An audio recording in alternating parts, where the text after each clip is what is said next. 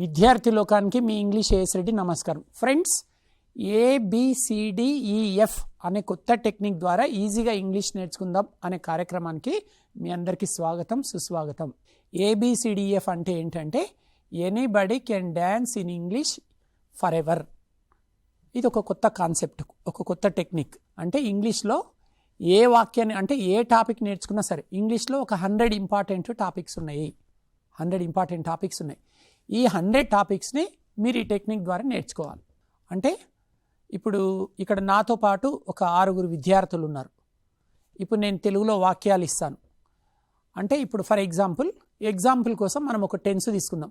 అంటే ఈరోజు క్లాస్లో నేను పర్టికులర్గా ఏ టెన్స్ చెప్పట్లేదు, ఏ ఇంగ్లీష్ టాపిక్ చెప్పట్లేదు.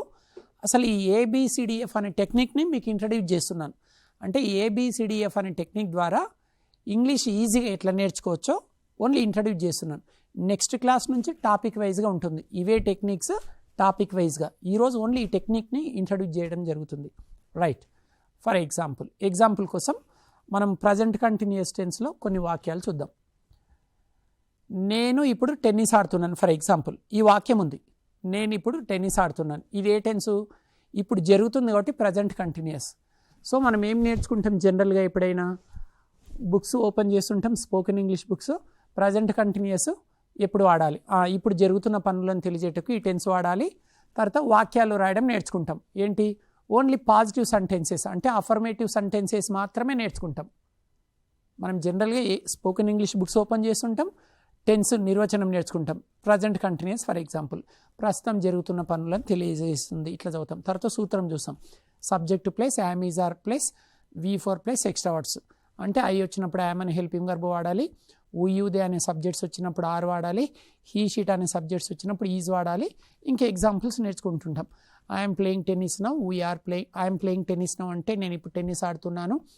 వీఆర్ ప్లేయింగ్ టెన్నిస్ నౌ అంటే మేము ఇప్పుడు టెన్నిస్ ఆడుతున్నాము. You are playing tennis now అంటే మీరు ఇప్పుడు టెన్నిస్ ఆడుతున్నారు. They are playing tennis now అంటే వారు ఇప్పుడు టెన్నిస్ ఆడుతున్నారు. హీఈస్ ప్లేయింగ్ టెన్నిస్ నౌ అంటే అతడు ఇప్పుడు టెన్నిస్ ఆడుతున్నాడు. షీఈస్ ప్లేయింగ్ టెన్నిస్ నౌ అంటే ఆమె ఇప్పుడు టెన్నిస్ ఆడుతుంది. ఇంతవరకు నేర్చుకొని ఈ టెన్స్ అయిపోయింది అనుకుంటాం. నెక్స్ట్ ఇంకో టెన్స్ నేర్చుకుంటాం. మీరు ఏం నేర్చుకున్నారు చెప్పండి? టెన్స్ ఎప్పుడు వాడాలో నేర్చుకున్నారు. టెన్స్లో ఈ టెన్స్ యొక్క సూత్రం నేర్చుకున్నారు. జస్ట్ పాజిటివ్ సెంటెన్సెస్ మాత్రమే నేర్చుకున్నారు. ఓన్లీ పాజిటివ్లు నేర్చుకొని మీరు ఇంగ్లీష్ని పరిపూర్ణంగా ఎలా మాట్లాడగలరు చెప్పండి? మీరు ఓన్లీ పాజిటివ్ సెంటెన్సెస్ నేర్చుకుంటే ఎదుటి వాళ్ళు మిమ్మల్ని ప్రశ్నించినప్పుడు ఓన్లీ ఎస్ అనే ఆన్సర్ చెప్పడానికి మాత్రమే మీకు ఉపయోగపడుతుంది. మరి మీరు వేరే వాళ్ళని ప్రశ్నించలేరు. మీరేం నేర్చుకుంటున్నారు? ఆన్సర్స్ ఎట్లా చెప్పాలో నేర్చుకుంటున్నారు. ఐఎమ్ వాచింగ్ టీవీ నౌ, లేదా ఐఎమ్ ప్లేయింగ్ టెన్నిస్ నౌ, లేదా I'm going to market now, I'm reading news paper now. Only జవాబులు చెప్పడం నేర్చుకుంటున్నారు. దీనివల్ల ఏం పెద్దగా ప్రయోజనం ఉండదు. ఫర్ ఎగ్జాంపుల్ నేను అడుగుతున్నా, మీరు ఇప్పుడు టెన్నిస్ ఆడుతున్నారు. నేనే మిమ్మల్ని అడుగుతున్నా, మీరు ఇప్పుడు ఏం చేస్తున్నారండి అని నేను అడుగుతున్నా. నేనేమడిగాను? మీరు ఇప్పుడు ఏం చేస్తున్నారు? మీరు వెంటనే ఏం ఆలోచిస్తారు? అమ్మో, ఇతడు ఇప్పుడు జరుగుతున్న పనులన్నీ అడుగుతున్నాడు కాబట్టి ఇప్పుడు జరుగుతున్న పనులను చెప్పాలంటే ప్రజెంట్ కంటిన్యూస్ వాడాలి. కాబట్టి నేను ఇప్పుడు టెన్నిస్ ఆడుతున్నాను కాబట్టి నేను అంటే ఐ వస్తుంది, ఐ తర్వాత యామ్ వస్తుంది. ఐఎమ్ ప్లేయింగ్ టెన్నిస్ నౌ అని ఆన్సర్ చెప్పేస్తారు అంతే. మరి ఆమె ఏం చేస్తుందంటే షీఈజ్ ప్లేయింగ్ టెన్నిస్ నౌ అంటారు. మరి అతడు ఏం చేస్తున్నాడంటే హీఈజ్ ప్లేయింగ్ టెన్నిస్ నౌ అంటారు. మరి వారేం చేస్తున్నారంటే they are playing tennis now అంటారు. ఇంతకు మించి మీరు ఇంకా ముందడుగులు వేయలేరు. ఓన్లీ జరుగుతున్న పనులను మాత్రమే చెప్పడానికి ఉపయోగపడుతుంది మీరు ఇట్లా నేర్చుకుంటే. అంటే మీరు ఓన్లీ ఏ నేర్చుకుంటున్నారు? ఓన్లీ ఏ అంటే ఏలా ఓన్లీ పాజిటివ్ సెంటెన్సెస్ లేదా అఫర్మేటివ్ సెంటెన్సెస్ అని కూడా అనుకోవచ్చు. చెప్పండి, ఓన్లీ ఏ పాజిటివ్ వాక్యాలు మాత్రమే నేర్చుకుంటే మరి మీరు వేరే వాళ్ళని ప్రశ్నలు ఎట్లా అడుగుతారు చెప్పండి? మీరే నన్ను అడగండి, సార్ మీరు ఇప్పుడు టీవీ చూస్తున్నారా అని నన్ను అడగాలి. ఎలా అడుగుతారు? అడగట్లేదు. ఎందుకు? మీరు నేర్చుకోవట్లేదు. ఇంగ్లీష్లో ప్రశ్నించడం ఎలాగో నేర్చుకోవట్లేదు. మీరు ఇప్పుడు ఎక్కడికి వెళ్తున్నారో అదుగు ఇది కూడా నేర్చుకోవట్లేదు. ఎంతసేపు మిమ్మల్ని వేరే వాళ్ళు ప్రశ్నలు అడిగినప్పుడు నేను ఈ పని చేస్తున్నా, ఆమె ఆ పని చేస్తున్నా, అతడు ఈ పని చేస్తున్నా, వారు ఆ పని చేస్తున్నారని ఓన్లీ పాజిటివ్ ఆన్సర్ చెప్పడం మాత్రమే నేర్చుకుంటున్నారు మీరు. అంటే నేను అందరినీ అనట్లేదు, 90% స్టూడెంట్స్ పాజిటివ్ సెంటెన్సెస్ మాత్రమే నేర్చుకుంటున్నారు. అంటే only A. For example curry చేయడానికి ఏమేమి ఐటమ్స్ అవసరం చెప్పండి? ఆయిల్ కావాలి ఒకటి, తర్వాత సాల్ట్ కావాలి, వీలైతే ఒక చిన్న ఆనియన్ కావాలి, టర్మరిక్ కావాలి, తర్వాత చిల్లీ పౌడర్ కావాలి, జింజర్ పేస్ట్ కావాలి. ఇట్లా ఒక 5-6 ఐటమ్స్ వాడుతుంటాం. చూడండి, ఆయిల్ వాడుతుంటాం, ఆనియన్ వాడుతుంటాం, టర్మరిక్ వాడుతుంటాం, నెక్స్ట్ చిల్లీ పౌడర్ వాడుతుంటాం, జింజర్ పేస్ట్ వాడుతుంటాం, ఇంకేదైనా ఇంగ్రీడియంట్ వాడుతుంటాం. అంటే మినిమం 5 to 6 ఐటమ్స్ వాడుతుంటాం ఒక కర్రీని ప్రిపేర్ చేయడానికి. సాల్ట్ కర్రీలో ఇంపార్టెంట్, కానీ ఓన్లీ సాల్ట్ తోటే కర్రీ చేయలేము కదా, అన్ని ఐటమ్స్ వాడితేనే కర్రీ టేస్ట్ వచ్చేస్తుంది. సో మీరు కూడా ఇంగ్లీష్లో ఒక్కొక్క టాపిక్ని ఓన్లీ పాజిటివ్ వాక్యాలు నేర్చుకుంటే వేస్ట్. కర్రీలో సాల్ట్ ఇంపార్టెంట్ అని ఓన్లీ సాల్ట్ తోటి కర్రీ చేసి మీరు తినలేరు. సో పాజిటివ్ వాక్యాలు ఇంపార్టెంట్ అని ఓన్లీ పాజిటివ్లు నేర్చుకుంటే మీరు ఇంగ్లీష్ మాట్లాడలేరు. అంటే వేరే వాళ్ళని ప్రశ్నించడం నేర్చుకోవట్లేదు కాబట్టి మీకు రాదు. అందుకోసం ఈ టెక్నిక్ వచ్చేసింది. ఈ టెక్నిక్ పేరు ABCDEF, అంటే anybody can dance in English. అంటే ఇంగ్లీష్లో ఏ టాపిక్ని నేర్చుకున్నా మీరు ఈ టెక్నిక్ని అప్లై చేయాలన్నమాట. అంటే ఆ టాపిక్లో 6 రకాల వాక్యాలను క్రియేట్ చేయడం నేర్చుకోవాలి. మరి ఇప్పుడు చూద్దాం 6 రకాల వాక్యాలు ఇప్పుడు చూద్దాం. ఇప్పుడు నేను తెలుగులో చెప్తాను, వీళ్ళు ఇంగ్లీష్లో చెప్తారు. ఇదిగో నాతో పాటు ఇక్కడ 6 విద్యార్థులు ఉన్నారు. ముందుగా విద్యార్థుల పరిచయ కార్యక్రమం. బాబు, what is your name? My name is Naresh. His name is Naresh. What is your name? My name is Farida. What is your name? My name is Divya Jyoti. Right. What is your name? My name is Swati. What is your name? My name is Hemalata. What is your name? My name is Durga. 6 విద్యార్థులు ఉన్నారు. ఇప్పుడు మనం example కోసం present continuous tense తీసుకుందాం. అంటే ఈ టెన్స్లో 6 రకాల వాక్యాలు నేర్చుకోవాలి. చూద్దాం. నేను ఇప్పుడు తెలుగులో వాక్యాలు ఇస్తుంటాను వీళ్ళకి, వీళ్ళు ఇంగ్లీష్లో ట్రాన్స్లేషన్ చేస్తుంటారు. నేను ఇప్పుడు టెన్నిస్ ఆడుతున్నాను, దీన్ని ఇంగ్లీష్లో చెప్పు బాబు. I am playing tennis now. I am playing tennis now. ఇది ఒక పాజిటివ్ సెంటెన్స్, ఇప్పుడు ఆడుతున్నాను కాబట్టి. నేను ఇప్పుడు టెన్నిస్ ఆడట్లేదు. I am not playing tennis now. అబ్బాయి ఏమన్నాడు? ఐఎమ్ ప్లేయింగ్ టెన్నిస్ నౌ అన్నాడు. అంటే నేను ఇప్పుడు టెన్నిస్ ఆడుతున్నాను. ఈ అమ్మాయి ఏమన్నది? నెగిటివ్లో చెప్పింది, నేను ఇప్పుడు టెన్నిస్ ఆడట్లేదు. I'm not playing tennis now. ఇప్పుడు ఈ అమ్మాయి దీన్ని ప్రశ్న తయారు చేయాలి. నేను ఇప్పుడు టెన్నిస్ ఆడుతున్నానా? Am I playing tennis now? I'm I playing tennis now. నేను ఇప్పుడు టెన్నిస్ ఆడట్లేదా? Amn't I playing tennis now? నేను ఇప్పుడు టెన్నిస్ ఎందుకు ఆడుతున్నాను? Why am I playing tennis now? నేను ఇప్పుడు టెన్నిస్ ఎందుకు ఆడట్లేదు? Why amn't I playing tennis now? చూశారు కదా వాక్యాలు. అంటే మనము ఎగ్జాంపుల్ కోసం ప్రజెంట్ కంటిన్యూస్ తీసుకున్నాం. ఈ క్లాస్లో నేను ప్రజెంట్ కంటిన్యూస్ కానీ పర్టికులర్గా ఏ టాపిక్ టీచ్ చేయట్లేదు. అంటే ఏం చెప్తున్నాను ఈరోజు అంటే, ఇంగ్లీష్లో ఏ టాపిక్ నేర్చుకున్నా ABCDF అనే ఫార్ములాని అప్లై చేసి నేర్చుకోండి. అంటే డీప్గా నేర్చుకోవాలి.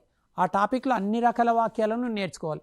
ఒక కర్రీ తయారు చేయడానికి 5-6 ఐటమ్స్ అవసరం. అన్ని ఐటమ్స్ వాడితేనే కర్రీ మీకు టేస్ట్ వచ్చేస్తుంది. అలాగే ఇంగ్లీష్లో కూడా ఏ టాపిక్ నేర్చుకున్నా ఇంత డీప్గా నేర్చుకోవాలి. ఓన్లీ పాజిటివ్లే నేర్చుకుంటున్నాం మనం, కానీ మనం ఈ 6 రకాలుగా నేర్చుకోవాలి. సో అక్కడ ఏమన్నారు అబ్బాయి?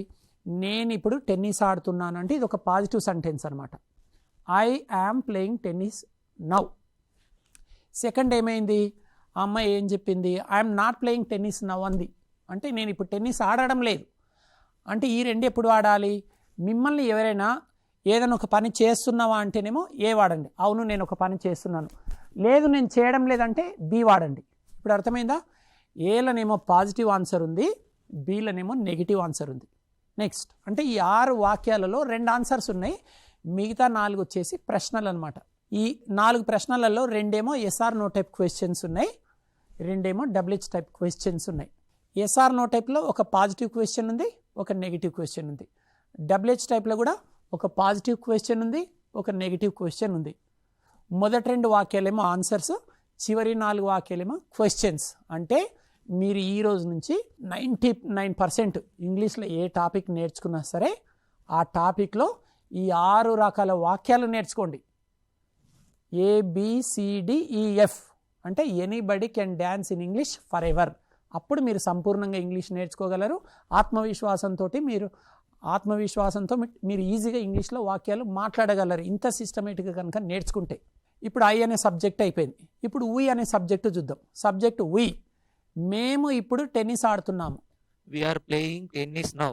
ఇది ఒక పాజిటివ్ ఆన్సర్, మేము ఇప్పుడు ఆడుతున్నాం కాబట్టి. నా ఇప్పుడు నెగిటివ్ ఆన్సర్, మేము ఇప్పుడు టెన్నిస్ ఆడట్లేదు. We are not playing tennis now. Positive answer అయిపోయింది, నెగిటివ్ ఆన్సర్ అయిపోయింది. ఇప్పుడు SR no type questions, positive question, negative question. మేము ఇప్పుడు టెన్నిస్ ఆడుతున్నామా? Are we playing tennis now? Very good. ఇప్పుడు నెగిటివ్ క్వశ్చన్, మేము ఇప్పుడు టెన్నిస్ ఆడడం లేదా? Aren't we playing tennis now? Very good. ఇప్పుడు WH టైప్లో ఫస్ట్ పాజిటివ్ క్వశ్చన్, మేము ఇప్పుడు టెన్నిస్ ఎందుకు ఆడుతున్నాము? Why are we playing tennis now? ఇప్పుడు డబ్ల్యూహెచ్ టైప్లో నెగిటివ్ క్వశ్చన్, మేము ఇప్పుడు టెన్నిస్ ఎందుకు ఆడట్లేదు. Why aren't we playing tennis now? Very good. నా ఇప్పుడు యు అనే సబ్జెక్ట్ తీసుకుందాం. Subject you. ఫస్ట్ ఈ 6 వాక్యాలు నోటెడ్ అయినాయండి. ఈ 6 వాక్యాలలో మొదటి 2 ఏమో ఆన్సర్స్ ఉన్నాయి, చివరి 4 వాక్యాలేమో క్వశ్చన్స్ ఉన్నాయి. మొదటి 2 ఆన్సర్స్ అన్నాను కదా, ఒకటి పాజిటివ్ ఆన్సర్, ఒకటి నెగిటివ్ ఆన్సర్. క్వశ్చన్స్ ఏమో 4 ఉన్నాయి. 2 questions SR no type questions, 2 questions WH type questions. 2 SR no type క్వశ్చన్స్లలో ఒకటి పాజిటివ్ క్వశ్చన్, ఒకటి నెగిటివ్ క్వశ్చన్. అలాగే 2 డబ్ల్యూహెచ్ టైప్ క్వశ్చన్స్లలో ఒకటి పాజిటివ్ క్వశ్చన్, ఒకటి నెగిటివ్ క్వశ్చన్. తీసుకోండి, చెప్పండి బాబు. You are playing tennis now? You are playing tennis now అంటే నువ్వు ఇప్పుడు టెన్నిస్ ఆడుతున్నావు. Negative sentence. You are not playing tennis now. నీవు ఇప్పుడు టెన్నిస్ ఆడడం లేదు. నెక్స్ట్ దీన్ని ప్రశ్నగా మార్చండి. మీరు ఇప్పుడు టెన్నిస్ ఆడుతున్నారా? Are you playing tennis now? Are you playing tennis now. ఇది నెగిటివ్ ప్రశ్న తయారు చేయండి. మీరు ఇప్పుడు టెన్నిస్ ఆడడం లేదా? Aren't you playing tennis now? మీరు ఇప్పుడు టెన్నిస్ ఎందుకు ఆడుతున్నారు? Why are you playing tennis now? మీరు ఇప్పుడు టెన్నిస్ ఎందుకు ఆడడం లేదు? Why aren't you playing tennis now? Very good. ఇప్పుడు మనం దే అనే సబ్జెక్ట్ తీసుకుందాం. వారు ఇప్పుడు టెన్నిస్ ఆడుతున్నారు. They are playing tennis now. ఇప్పుడు నెగిటివ్లో వారు ఇప్పుడు టెన్నిస్ ఆడడం లేదు. They are not playing tennis now. ఇప్పుడు పాజిటివ్ క్వశ్చన్ ఎస్ఆర్ నో టైప్లో వారు ఇప్పుడు టెన్నిస్ ఆడుతున్నారా? Are they playing tennis now? Negative question వారు ఇప్పుడు టెన్నిస్ ఆడడం లేదా? Aren't they playing tennis now? వారు ఇప్పుడు టెన్నిస్ ఎందుకు ఆడుతున్నారు? Why are they playing tennis now? వారు టెన్నిస్ ఎందుకు ఆడట్లేదు? Why aren't they playing tennis now? Very good. ఇప్పుడు హీ అనే సబ్జెక్ట్ తీసుకుందాం. అతడు ఇప్పుడు టెన్నిస్ ఆడుతున్నాడు. He is playing tennis now. అతడు ఇప్పుడు టెన్నిస్ ఆడడం లేదు. He is not playing tennis now. అతడు ఇప్పుడు tennis ఆడుతున్నాడా? Is he playing tennis now? అతడు ఇప్పుడు టెన్నిస్ ఆడడం లేదా? Isn't he playing tennis now? అతడు ఇప్పుడు టెన్నిస్ ఎందుకు ఆడుతున్నాడు? Why is he playing tennis now? అతడు ఇప్పుడు టెన్నిస్ ఎందుకు ఆడట్లేదు? Why isn't he playing tennis now? ఇప్పుడు షీ అనే సబ్జెక్ట్ తీసుకుందాం. ఆమె ఇప్పుడు టెన్నిస్ ఆడుతుంది. She is playing tennis now. ఇప్పుడు నెగిటివ్ సెంటెన్స్. ఆమె ఇప్పుడు టెన్నిస్ ఆడట్లేదు. She is not playing tennis now. ఆమె ఇప్పుడు టెన్నిస్ ఆడుతుందా? Is she playing tennis now? ఆమె ఇప్పుడు టెన్నిస్ ఆడడం లేదా? Isn't she playing tennis now? ఆమె ఇప్పుడు టెన్నిస్ ఎందుకు ఆడుతుంది? Why is she playing tennis now? ఆమె ఇప్పుడు టెన్నిస్ ఎందుకు ఆడట్లేదు? Why isn't she playing tennis now? చూశారు కదా, 6 ఎగ్జాంపుల్స్ చూశారు మీరు. ఇప్పుడు అంటే ఇప్పుడు మీలో కొందరికి ఏం డౌట్ రావచ్చు అంటే, సరే సార్ ఈ ఫార్ములా ఈ టెక్నిక్ బాగానే ఉంది, అంటే ఇంగ్లీష్లో ఏ టాపిక్ నేర్చుకున్నా ఈ 6 రకాల వాక్యాలు నేర్చుకోవాలి. అంటే పాజిటివ్ ఆన్సర్స్ నేర్చుకోవాలి, నెగిటివ్ ఆన్సర్స్ నేర్చుకోవాలి, క్వశ్చన్స్ ఇక్కడ 2 రకాల క్వశ్చన్స్ ఉన్నాయి. సి అండ్ డీనేమో SR no type questions, E and F ఏమో డబ్ల్యూహెచ్ టైప్ క్వశ్చన్స్. ఏబీలేమో answers, A positive answer, B negative answer. సిడీలేమో క్వశ్చన్స్, అలాగే ఈఎఫ్లో కూడా క్వశ్చన్స్. సి అండ్ డీలేమో SR no type questions, E and ఎఫ్లేమో డబ్ల్యూహెచ్ టైప్ క్వశ్చన్స్. అయితే మీరేమంటున్నారంటే బాగానే ఉంది సార్, కొత్త టెక్నిక్ బాగానే ఉంది, చాలా సంతోషం. నిజంగానే ఒక టాపిక్లో వాక్యాలను ఇన్ని రకాలుగా ఫ్రేమ్ చేయడం నేర్చుకుంటే వేరే వాళ్ళు మనని ప్రశ్నలు అడిగినప్పుడు జవాబులు చెప్పగలము, లేదా మనం కూడా ఈజీగా వేరే వాళ్ళని ప్రశ్నించడం కూడా నేర్చుకుంటున్నాం. అంటే ఈ టెక్నిక్లో జవాబులు చెప్పడం నేర్చుకోవచ్చు, ప్రశ్నించడం కూడా నేర్చుకోవచ్చు. ఇదంతా బాగానే ఉంది సార్, కానీ మరి వాక్యాలు ఎలా ఫ్రేమ్ చేయాలి? మీరు ఏబిసిడిఎఫ్ అంటున్నారు, బాగానే ఉంది. ఏ అవసరము, బి అవసరము, సి అవసరము, డి అవసరం, ఈ అవసరం, ఎఫ్ అవసరం, బాగానే ఉంది. అయితే ఇప్పుడు ఫ్రెండ్స్ మీరేమంటారంటే, సార్ చాలా సంతోషం, ఈ టెక్నిక్ అయితే చాలా బాగుంది, ఈ టెక్నిక్లో 6 రకాల వాక్యాలు ఉన్నాయి. అంటే ఇంగ్లీష్లో ఏ టాపిక్ నేర్చుకున్నా వాక్యాలను 6 రకాలుగా రాయడము లేదా మాట్లాడడము నేర్చుకోవాలి. ఈ కాన్సెప్ట్ బాగానే ఉంది. ఈ కాన్సెప్ట్లో మనం ప్రశ్నించడం నేర్చుకుంటాం, జవాబులు చెప్పడం కూడా నేర్చుకుంటాం. ఇదంతా బాగానే ఉంది సార్, కానీ ఏ ఎట్లా తయారవుతుంది? ఏ అనే వాక్యాన్ని అసలు ఎలా తయారు చేయాలి? బిని ఎలా తయారు చేయాలి? సిడిఈఎఫ్ అసలు ఈ వాక్యాలను ఎలా తయారు చేయాలో అది చెప్పండి సార్ అంటున్నారు. సరే సంతోషం. అయితే ఏ ఒక్కటి కనుక మీరు నేర్చుకోగలిగితే బి కానీ, సి కానీ, డి కానీ, ఈ కానీ, ఎఫ్ కానీ ఈజీగా వచ్చేస్తాయి. చూడండి, ఫస్ట్ ఏ చూద్దాం. ఎగ్జాంపుల్ కోసం మనం ప్రజెంట్ కంటిన్యూషన్ చేద్దాం. సబ్జెక్టు షీ తీసుకుందాం. ఆమె టీవీ చూస్తుంది. ఫర్ ఎగ్జాంపుల్ ఆమె టీవీ చూస్తుంది కదా, ఇది ఒక పాజిటివ్ సెంటెన్స్. ఆమె అంటే ఏం తీసుకుంటాం? ఫస్ట్ షీ తీసుకుంటాం. సబ్జెక్ట్ ఆమె కాబట్టి షీ చూస్తుంది, ఇప్పుడు జరుగుతుంది కాబట్టి షీ వచ్చినప్పుడు ఏమొస్తుంది? ఈజ్ అనే హెల్పింగ్ వర్బ్ వస్తుంది. జరుగుతుంది, పని జరుగుతుంది, చూస్తుంది కాబట్టి V1కు ఐఎన్జి ఫామ్ యాడ్ చేయాలి. వాచింగ్, మరి ఏం చూస్తుంది? టీవీ చూస్తుంది. She is watching TV. ఇది ఏ అనమాట. ఏలో ఏముంది? Positive sentence. ఏ ఎలా తయారైందో ఐడియా వచ్చేసిందా? ఏ ఎప్పుడైనా సరే సబ్జెక్ట్ చేత స్టార్ట్ అవుతుంది. సబ్జెక్ట్ వెంటనే హెల్పింగ్ వర్బ్ ఉండాలి. She is watching TV. చూశారు కదా ఏ ఎలా తయారైంది? ఏలో ఫస్ట్ సబ్జెక్ట్ ఉంది, నెక్స్ట్ హెల్పింగ్ వర్బ్ ఉంది, నెక్స్ట్ మెయిన్ వర్బ్ ఉంది, నెక్స్ట్ ఎక్స్ట్రా వర్డ్స్ ఉన్నాయి. She subject, is helping verb, watching main verb, TV అనేది extra words. She is watching TV లేదా షీ ఈజ్ ప్లేయింగ్ టెన్నిస్, మీరు ఏదన్నా తీసుకోండి. షీ ఈజ్ ప్లేయింగ్ టెన్నిసే తీసుకోండి, ఇబ్బంది లేదు. షీ ఈజ్ ప్లేయింగ్ టెన్నిస్, ఇది ఏ అంటే ఆమె టెన్నిస్ ఆడుతుంది. ఇప్పుడు బి ఎట్లా తయారవుతుందో చూద్దాం. ఏని యాజ్ ఇట్ ఈజ్గా రాసి హెల్పింగ్ వర్బ్ తర్వాత నాట్ రాయండి. ఏ ఏంటి? షీ ఈజ్ ప్లేయింగ్ టెన్నిస్ అంటే ఆమె టెన్నిస్ ఆడుతుంది, పాజిటివ్ సెంటెన్స్, అది పాజిటివ్ ఆన్సర్. బి ఏంటి? Negative answer. ఆమె టెన్నిస్ ఆడట్లేదు కాబట్టి ఆడుతుంది అనే వాక్యాన్ని, షీ ఈజ్ ప్లేయింగ్ టెన్నిస్ అనే వాక్యాన్ని యాజ్ ఇట్ ఈజ్గా తీసుకుని హెల్పింగ్ వర్బ్ తర్వాత నాట్ రాయాలి, అప్పుడు బి అయిపోతుంది. షీ ఈజ్ ప్లేయింగ్ టెన్నిస్ అనేది ఏ వాక్యమో, షీ ఈజ్ నాట్ ప్లేయింగ్ అనేది బి వాక్యం. చూశారు, ఏ వస్తే బి వచ్చేసినట్లే కదా, జస్ట్ నాట్ రాశారు. ఈ నాట్ ఎక్కడ రాయాలి? హెల్పింగ్ వర్బ్ తర్వాత రాయాలి. సో ఏ వస్తే బి వచ్చేసినట్లే. ఇప్పుడు సి ఎలా తయారవుతుందో చూద్దాం. సి ఎలా తయారవుతుంది అంటే ఏ వాక్యం ఉంది కదా, షీ ఈజ్ ప్లేయింగ్ టెన్నిస్. ఈ ఏ వాక్యంలో ఉండే మొదటి రెండు పదాలు, షీ ఈజ్ ఉంది కదా, దాన్ని రివర్స్ రాయాలి. షీ ఈజ్ని ఈషీ అని రాయాలి. ఈషీ ప్లేయింగ్ టెన్నిస్ అంటే ఆమె టెన్నిస్ ఆడుతుందా, ఇది సి సెంటెన్స్. అర్థమైంది కదా. ఇప్పుడు డి చూద్దాం. సి వస్తే డి వచ్చేసినట్లే, ఏ వస్తే బి వచ్చేసింది. ఏని యాజ్ ఇట్ ఈజ్గా రాసి నాట్ రాస్తే బి అయింది. మీరు ఏం చేస్తారంటే ఎవరైతే ఇప్పుడు ఈ టీశాట్ ఛానల్ చూస్తున్నారో ఒక నోట్బుక్ పెట్టుకోండి. ABCDF అని వర్టికల్గా రాయండి. ABCDF. మీరు first she is playing tennis రాయండి, ఏ యారో మార్క్ పెట్టి లేదా ఏ డాష్ పెట్టి షీ ఈజ్ ప్లేయింగ్ టెన్నిస్ రాయండి. నెక్స్ట్ బి దగ్గర ఏం రాయండి? ఏ సెంటెన్స్ని యాజ్ ఇట్ ఈజ్గా రాసి హెల్పింగ్ వర్బ్ తర్వాత నాట్ రాయండి. మీకు ఐడియా వచ్చేస్తుంది, మీరు రాసుకుంటూ చూడండి.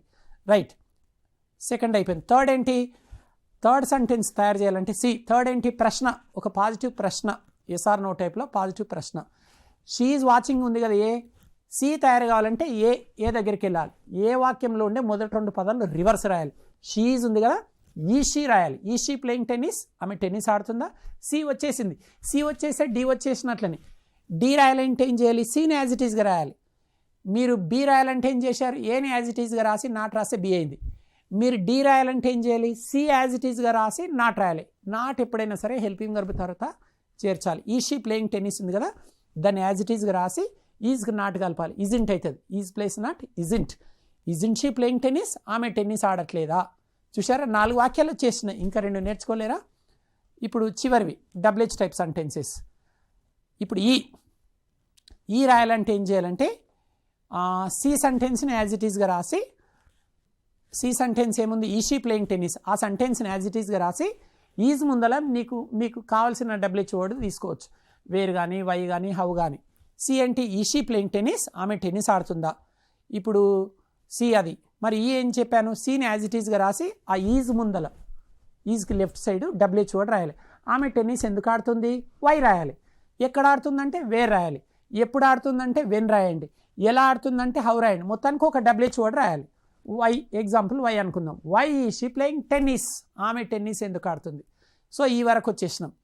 6ట్లో 5 అయిపోయినాయి. ఇప్పుడు చివరిది ఎఫ్ రాయాలంటే ఏం చేయాలంటే ఈ వచ్చి ఉండాలి. ఈని యాజ్ ఇట్ ఈజ్గా రాసి అక్కడ హెల్పింగ్ వర్బ్కు నాట్ జత చేయాలి.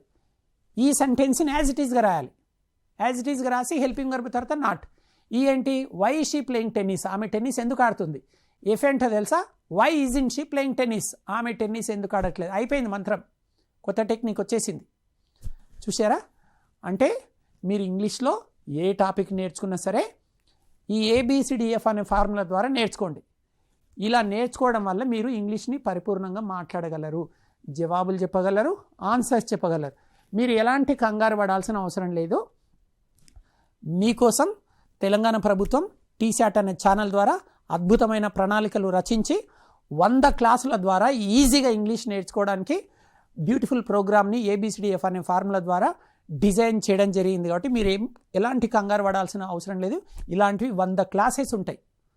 అయితే మీకు డౌట్ రావచ్చు, కానీ 6 వాక్యాలు నేర్చుకోవాలా, 6 రకాల వాక్యాలు నేర్చుకోవాలా, ప్రతి టాపిక్లోని డౌట్ వస్తుంది. మీరు ఎక్కువ నేర్చుకోవాల్సిన అవసరం లేదు. ఫర్ ఎగ్జాంపుల్, మీకు ఒక ఇల్లు ఉందండి, మీ ఇంట్లో 6 గదులు ఉన్నాయి, 6 గదులు ఉన్నాయి, మెయిన్ డోర్ మాత్రం ఒకటే ఉంది. మీ ఇంటికి ఫ్రంట్ సైడ్ అయితే ఒకటే డోర్ ఉంది, లోపల ఇంకో 5 రూమ్లు ఉన్నాయి, ఇంకో 5 డోర్లు ఉన్నాయి, టోటల్గా 6 రూమ్స్ ఉన్నాయి హాల్తో. ఫైనల్ మెయిన్ డోర్ అయితే ఇంటి మొత్తానికి మెయిన్ డోర్ ఒకటే ఉంది, టోటల్గా ఆ ఇంట్లో 6 రూములు ఉన్నాయి. మెయిన్ డోర్ కనుక ఓపెన్ చేశారనుకోండి, లాక్ కీ తీసుకొని లాక్ ఓపెన్ చేశారనుకోండి, మిగతా రూమ్లోకి వెళ్ళడం ఈజీ కదా. ఏ అనేది మెయిన్ డోర్ లాంటిది, అంటే ఏ అనేది room number 1 hall. First hall open చేసుకున్నాం అనుకోండి, ఇంకా కిచెన్లకి కానీ బెడ్రూమ్ 1, బెడ్రూమ్ 2, బెడ్రూమ్ 3, ఇంకా ఏదైనా ఇంకా ఇతర స్టోర్ రూమ్స్ కానీ ఏమైనా ఉంటే వెళ్ళిపోవచ్చు. సో రూమ్ నెంబర్ 1లోకి వెళ్ళడమే ఇంపార్టెంట్. ఇక్కడ కూడా 6 రకాల వాక్యాలు ఉన్నాయి కదా. మొదటి వాక్యం కనుక నేర్చుకుంటే మిగతా 5 ఈజీ. నేను ఇంతకుముందు చెప్పడం జరిగింది కదా. ఇప్పుడు మనము మరొక ఎగ్జాంపుల్ ద్వారా ఈ ABCDEF అనే టెక్నిక్ని నేర్చుకుందాం. బాబు నరేష్, నేను ఇప్పుడు హైదరాబాద్లో ఉన్నాను, ఇంగ్లీష్లో చెప్పండి. I am in Hyderabad now. I am in Hyderabad now. నేను ఇప్పుడు హైదరాబాద్లో లేను. I am not in Hyderabad now. చూశారు కదా, ఈమె ఏమైనా కష్టపడిందా? ఏం కష్టపడలేదు. ఆయన చేతులకి వెళ్ళి మైక్ తీసుకోవడం తప్ప ఇంకేం అద్భుతం చేయలేదు ఈమె. అతడేమో కష్టపడి ఒక వాక్యాన్ని క్రియేట్ చేశాడు. నేను ఇప్పుడు హైదరాబాద్లో ఉన్నానంటే I am in Hyderabad now అన్నాడు. ఈ అమ్మాయి ఏమన్నది? I'm not in Hyderabad now అన్నది. అంటే యామ్ అనే హెల్పింగ్ వర్బ్ తర్వాత జస్ట్ నాట్ అంటే పాజిటివ్ వస్తే నెగిటివ్ చేసినట్లనే కదా. సెకండ్ సెంటెన్స్కి పెద్దగా మీరు శ్రమ పడాల్సిన పని లేదు. ఈమె ఏం చేస్తుందో చూద్దాం, ఈమె ఏం అద్భుతం చేస్తుందో చూద్దాం. 3వ వాక్యం, Am I in Hyderabad now? అంటే నేను ఇప్పుడు హైదరాబాద్లో ఉన్నానా అంటే. మొదటి వాక్యం ఏమో నేను ఇప్పుడు హైదరాబాద్లో ఉన్నాను కాబట్టి ఐఎమ్ ఇన్ హైదరాబాద్. 2వ వాక్యం నేను ఇప్పుడు హైదరాబాద్లో లేను కాబట్టి I'm not in Hyderabad now. 3వ వాక్యం ఏంటి? నేను ఇప్పుడు హైదరాబాద్లో ఉన్నానా అంటే yam I in Hyderabad now. ఈమె ఏమైనా అద్భుతం చేసింది అనుకుంటున్నారా? ఇంకా ఆమెనైనా కష్టపడి నాట్ అనే పదం చేర్చింది. ఈమె ఏం చేయట్లేదు అసలు. ఆయన కష్టపడి తయారు చేసిన వాక్యాన్ని ఆయన వాక్యంలోని మొదటి 2 పదాలు రివర్స్ చేసింది హాయిగా కూర్చొని, జ్యోతిలాగా కూర్చొని. ఏమైనా కష్టపడిందా? జ్యోతి ఏం కష్టపడుతుంది? వేరే వాళ్ళకు వెలుగునియడం తప్ప. సో ఐయామ్ అనే వాక్యాన్ని, ఐయామ్ ఇన్ హైదరాబాద్ ఉంది కదా, ఐయామ్ని రివర్స్ చేసింది, యామ్ ఐ అంది. చూసారా? 3వ వాక్యం ఇంత ఈజీ చూడండి. 2వ వాక్యం కూడా ఈజీ, జస్ట్ నాట్ చేరుస్తున్నారు. సో 1వది వస్తే 2వది ఈజీ, 3వది అయితే మరీ ఈజీ. ఎలాంటి కొత్త పదాలు తయారు చేయట్లేదు. మొదటి వాక్యంలోని మొదటి 2 పదాలు మాత్రం ఈ రివర్స్ రాసి మిగతా పదాలను యాజ్ ఇట్ ఈస్గా రాస్తున్నారు. I'm in Hyderabad now, I'm not in Hyderabad now, yam I in Hyderabad now. 4th sentence చూద్దాం, ఈమె ఎంత కష్టపడుతుందో చూద్దాం. నేను ఇప్పుడు హైదరాబాద్లో లేనా? Aren't I in Hyderabad now? Amn't in Hyderabad now. ఈమె ఏమన్నది? 3rd sentence am I in Hyderabad now అన్నది. ఈమె ఏమంటుంది? Amn't in Hyderabad now. ఈ వాక్యానికి డిఫరెన్స్ చూడండి. ఈమె ఏమంటుంది? Am I in Hyderabad now, నేను ఇప్పుడు హైదరాబాద్లో ఉన్నానా. ఈమె ఏమంటుంది? యామంట ఇన్ హైదరాబాద్ నౌ, నేను ఇప్పుడు హైదరాబాద్లో లేనా. ఈమె కూడా ఏం అద్భుతం చేయలేదు, నాట్ అనే పదాన్ని మాత్రమే చేర్చింది. ఎక్కడ? యామ్ అనే హెల్పింగ్ వర్బ్ దగ్గర. సో ఈ సెకండ్ అమ్మాయి, ఈ 4th అమ్మాయి ఏం కష్టపడట్లేదు. మొదటి వాళ్ళు ఇచ్చిన వాక్యానికి నాట్ చేర్చారు. ఆ అబ్బాయి ఇచ్చిన వాక్యానికి ఈమె నాట్ చేర్చింది. ఈ అమ్మాయి ఇచ్చిన వాక్యానికి ఈ అమ్మాయి నాట్ చేర్చింది. అంటే ఫస్ట్ వస్తే సెకండ్ వస్తుంది, 3rd వస్తే 4th వస్తుంది. ఇప్పుడు 5వ వాక్యం చూద్దాం. నేను ఇప్పుడు హైదరాబాద్లో ఎందుకు ఉన్నాను? Why am I in Hyderabad now? Why am I in Hyderabad now. చూద్దాం, ఈమె మన PhD చేసిందా ఈ వాక్యాన్ని తయారు చేయడానికి? చూద్దాం. Why am I in Hyderabad now అంది. నేను ఇప్పుడు హైదరాబాద్లో ఎందుకున్నాను. చూద్దాం ఈ వాక్యం ఎట్లకెళ్ళి వచ్చిందో చూద్దాం. ఇటు నుంచే వచ్చి ఉంటుంది. నేను చెప్పాను కదా, మీరు బెడ్రూమ్లోకి వెళ్ళాలన్నా, బాత్రూంలోకి వెళ్ళాలన్నా, కిచెన్లోకి వెళ్ళాలన్నా మెయిన్ ఫస్ట్ హాల్లోకి అయితే ఎంటర్ కావాలి కదా మీరు బయట నుంచి. అలాగే ఈ వాక్యాలన్నీ తయారు చేయాలంటే అది బేస్ సెంటెన్స్. నేను ఇప్పుడు హైదరాబాద్లో ఎందుకున్నాను అన్నది. Why am I in Hyderabad now. చూద్దాం ఈ వాక్యం ఎట్లకెళ్ళి వచ్చిందో. ఈమె ఏమన్నది? సి ఏమన్నది? మీరు రాస్తున్నారు కదా, రాస్తూ వినమన్నాను కదా. సి దగ్గర ఏం రాశారు? Yam I in Hyderabad now అని రాశారు. నేను ఇప్పుడు హైదరాబాద్లో ఉన్నానా. ఈమె ఏం చేసింది? కాపీ కొట్టింది. ఈ వాక్యాన్ని యాజ్ ఇట్ ఈస్గా తీసుకొని ఫేవికోల్ పెట్టి వై అతికేజ్ చేసింది యామ్ ముందు. Why am I in Hyderabad now అంది. ఈమె వాక్యం ఏంటి? Am I in Hyderabad now, నేను ఇప్పుడు హైదరాబాద్లో ఉన్నానా అన్నది. ఈ వాక్యాన్ని యాజ్ ఇట్ ఈస్గా తీసుకొని యామ్ ముందల వై రాసింది. వై కాకపోతే వేరు కూడా రాసుకోవచ్చు, హౌ రాసుకోవచ్చు, వెన్ రాసుకోవచ్చు, ఏదన్నా ఒకటి రాసుకోవచ్చు. సో సి వస్తే ఈ వచ్చేసినట్లే ఒక WH వర్డ్ రాయడం. చూద్దాం ఎఫ్ ఏం చేస్తుందో చూద్దాం. నేను ఇప్పుడు హైదరాబాద్లో ఎందుకున్నాను, ఎందుకు లేను. Why aren't I in Hyderabad now? ఆమె ఏమైనా అద్భుతం చేసిందా? ఏమైనా PhD చేసిందా? ఏమైనా రీసెర్చ్ చేసిందా? ఏమైనా రాకెట్ సైన్స్ ఉందా ఆమె వాక్యంలో? చూద్దామా. ఈ వాక్యాన్ని కాపీ కొట్టింది ఆమె. ఈయన యాజ్ ఇట్ ఈజ్గా తీసుకొని అంటే యామ్కు నాట్ కలిపేసింది. ఈ వాక్యం ఏంటి? Why am I in Hyderabad now? నేను ఇప్పుడు హైదరాబాద్లో ఎందుకున్నాను? ఆమె ఏం చేసింది? ఎందుకు లేనన్నది అంతే. లేను కాబట్టి నాట్ రాసింది. Why amn't I in Hyderabad now. టోటల్గా ఇక్కడ 6 మందిలో ఎవరు కష్టపడుతున్నారంటే ఏ మాత్రమే కష్టపడుతున్నారు. మీరు 6 గదులు ఉన్న ఒక ఇంట్లో ఉన్నారు. ఏ గదిలోకి వెళ్ళాలన్నా ఫస్ట్ మెయిన్ హాల్లోకి ఎంటర్ కావాలి. మెయిన్ హాల్లోకి ఎంటర్ అయితే మిగతా 5 గదులలోకి వెళ్ళడం ఎంత ఈజీయో ఇక్కడ కూడా ఈ 6 వాక్యాలలో 1వ వాక్యం సంపూర్ణంగా నేర్చుకుంటే మిగతా 5 వాక్యాలు ఈజీ. కాబట్టి మీరు నెక్స్ట్ క్లాసెస్లో ఏం నేర్చుకుంటారో తెలుసా? ఒక 100 టాపిక్స్ని, ప్రతి టాపిక్ని ABCDF అనే టెక్నిక్ ద్వారా టీచింగ్ చేస్తాం. ప్రతి టాపిక్లో ఎక్సలెంట్గా నేర్చుకోండి. నేను ఈ 100 టాపిక్స్లలో ప్రతి టాపిక్లో ఏని బాగా హైలైట్ చేస్తాను. అంటే అది సింపుల్ టెన్స్లో వచ్చినా స్ట్రక్చర్లో వచ్చినా ఏ టాపిక్ వచ్చినా ఎక్సలెంట్గా నేర్చుకోండి. మీరు వస్తే B వచ్చేసినట్లే. యాజ్ ఇట్ ఈజ్గా రాసి నాట్ రాస్తే B అవుతుంది. మరి C ఎట్లా తయారవుతుంది? ఏ వాక్యంలోని మొదటి 2 పదాలు రివర్స్ రాస్తే C అవుతుంది. D ఎట్లయితుంది? Cని యాజ్ ఇట్ ఈజ్గా రాసి హెల్పింగ్ వర్బ్ తర్వాత నాట్ రాస్తే D అవుతుంది. మరి E ఎట్లయితుంది? Cని యాజ్ ఇట్ ఈజ్గా రాసి అక్కడ హెల్పింగ్ వర్బ్ ముందర WH వర్డ్ రాసి E అవుతుంది. F ఎలా అవుతుంది? ఈని యాజ్ ఇట్ ఈజ్గా రాసి హెల్పింగ్ వర్బ్ తర్వాత నాట్ రాస్తే F అవుతుంది. కాబట్టి ఇంత డీప్గా కనుక మీరు నేర్చుకుంటే మీరు ఈజీగా ఇంగ్లీష్ మాట్లాడగలరు. మీరు గత 20-25 నిమిషాల నుంచి ఈ టాపిక్ వింటూనే ఉన్నారు. మరి ఈ పాటికి మీకు అర్థమైండొచ్చు అని నేను అనుకుంటున్నాను. అంటే ఈరోజు క్లాస్లో మీరు ఏం నేర్చుకున్నారు ఫ్రెండ్స్ అంటే ఈ ABCDF అనే టెక్నిక్ ఏంటి అంటే నేను ఈరోజు పర్టికులర్గా ఏ టాపిక్ టీచ్ చేయలేదు. అసలు ఈ ABCDF అనే టెక్నిక్ని ఇంట్రడ్యూస్ చేయడం జరిగింది.